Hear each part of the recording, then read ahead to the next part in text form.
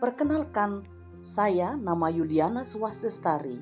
Saya adalah calon guru penggerak angkatan 6 dari SMA YPPK Teruna Bakti, Jalan SPG, Yabansai, Kota Jayapura, Papua. Pada kesempatan ini, saya akan menjelaskan tentang demonstrasi konstekstual modul 1.4, yaitu praktek segitiga restitusi. Ketika sedang mengajar dengan murid dengan metode diskusi kelompok di kelas, saya melihat ada siswa yang suka mengganggu temannya sedang berdiskusi, membuat suasana di kelas gaduh sehingga teman-temannya yang lain marah padanya. Sebut saja namanya Elo. Supaya kelas menjadi baik, maka sebelum melakukan proses pembelajaran, di kelas dibuat kesepakatan kelas. Dalam kesepakatan kelas, pada proses pembelajaran mata pelajaran ekonomi, di awal pembelajaran warga kelas telah membuat kesepakatan dan meyakini bahwa saat pembelajaran berlangsung, seorang murid tidak boleh mengganggu teman yang lain, karena akan membuat proses pembelajaran terhambat. Oleh karena itu perlu dilakukan tindakan penyelesaian masalah dengan menggunakan segitiga restitusi. Apa yang dimaksud dengan segitiga restitusi? Yang pertama adalah menstabilkan identitas.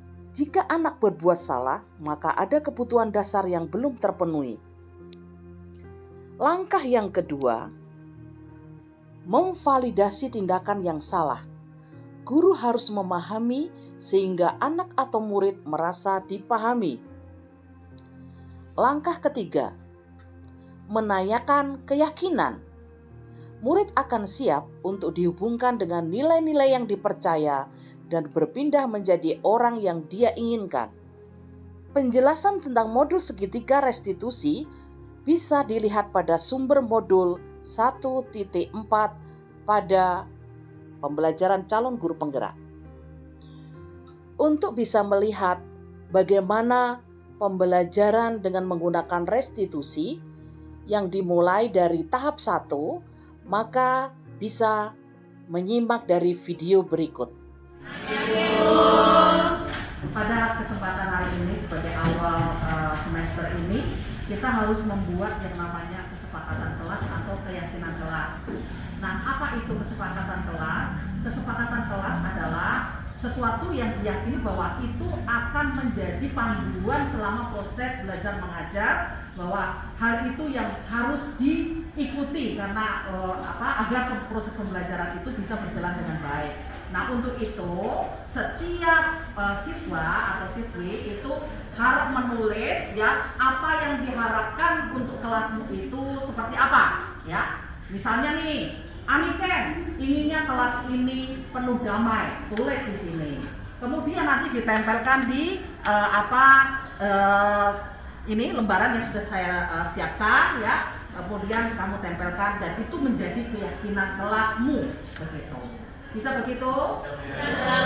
Ya, siapa yang mau membantu untuk membagikan ini supaya bisa cepat?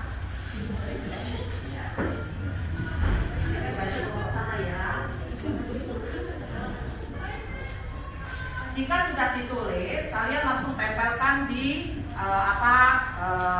lembar biru itu ya, ditempelkan yang rapi di situ, dan sewaktu-waktu kalian bisa membaca apa yang menjadi kesepakatan kalian.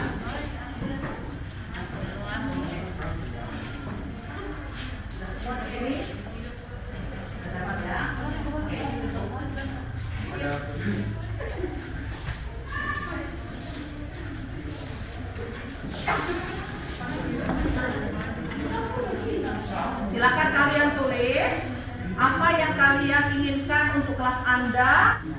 Silakan. Kalau sudah langsung maju, kalian tempelkan dengan rapi.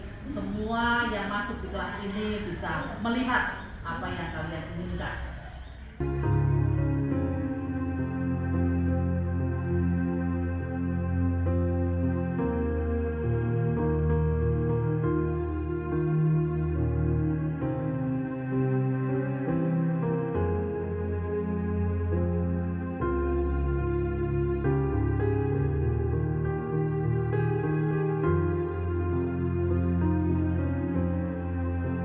Pada tahap 1, video ini berisi tentang bagaimana murid membuat kesepakatan di kelas sehingga kesepakatan kelas itu menjadi ketentuan atau menjadi kesepakatan bagi seluruh siswa yang ada di dalam kelas.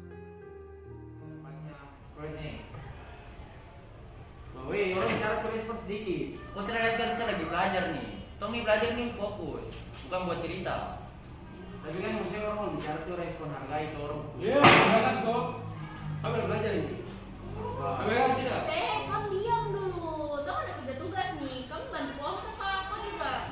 Orang lagi kerja tugas, bukannya bantu, malah ngajak cerita. Aku lagi terlalu jelas sekali.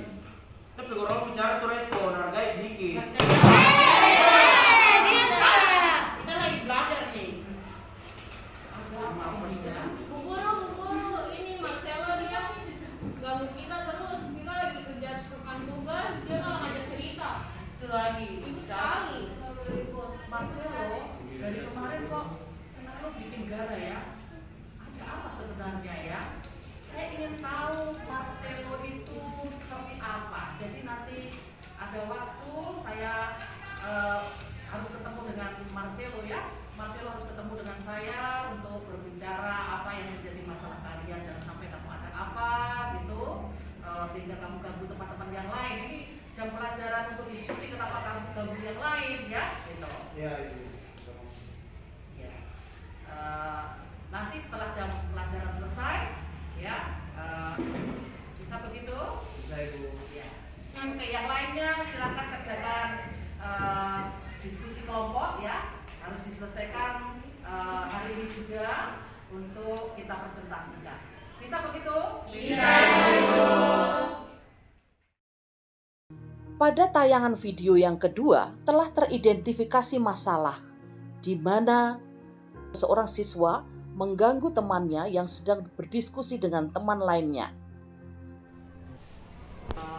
Kelas tadi setelah diskusi, karena kamu waktu diskusi bikin ribut jadi ya, makanya saya meminta Marcelo untuk datang ke sini untuk menyelesaikan masalahmu ya gitu.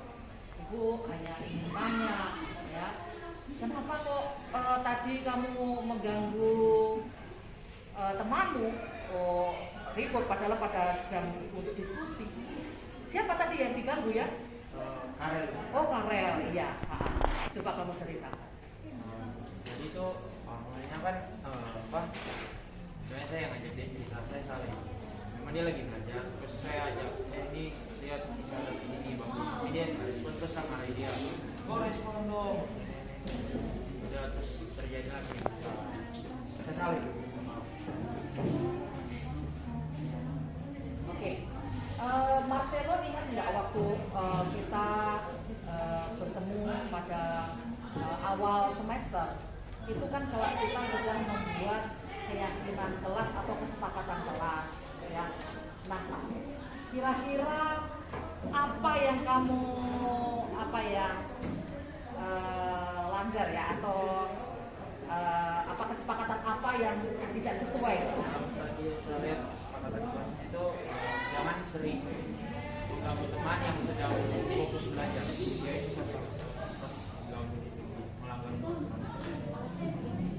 Terus dengan Marcelo yakin atau ingat sepakat itu, terus kira-kira bagaimana untuk kelanjutannya?